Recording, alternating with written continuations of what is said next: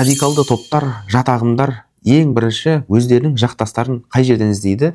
Ең бірінші өмірлік тәжірибесі аз, психологиялық, моральдық тұрғыдан өзіне қамқорлықты талап ететін, жәрдемді талап ететін жастарды іздейді. Өйткені не? Жастар көп жағдайда өмірлік тәжірибесі аз болғандықтан өздеріне бір жанашырлық танытып, оған бір сырттан көрінген уақытында қамқоршы болып көрінетін адамдарға тез сенгіш келеді, оларға ергіш келеді. Радикалды топтар көбінесе осыны пайдалана отырып, жастарымызды көп жағдайда өзінің топтарына арбап, жастарға жалған жанашыр болып, ата-анасынан да бір қамқор болып көрінуі мүмкін.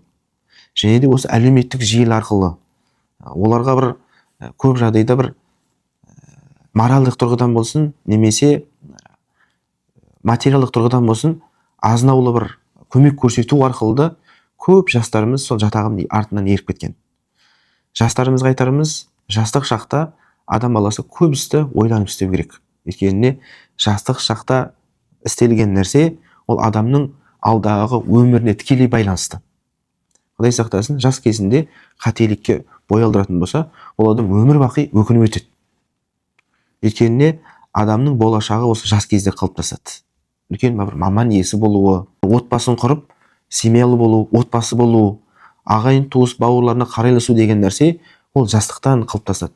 Ал сол жастығын дұрыс емес пайдаланып, жат ағымның жетегінде кетіп, өміріне бір қателікке бой алдырған болатын болса, өмір бақи өкініп кетуі мүмкін.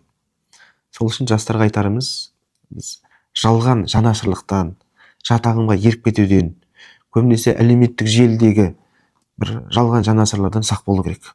Ол ар жағында радикалды бір деструктивті жат діни ағым болуы мүмкін. Ең өзіңіздің жақындарыңызға сеніңіз.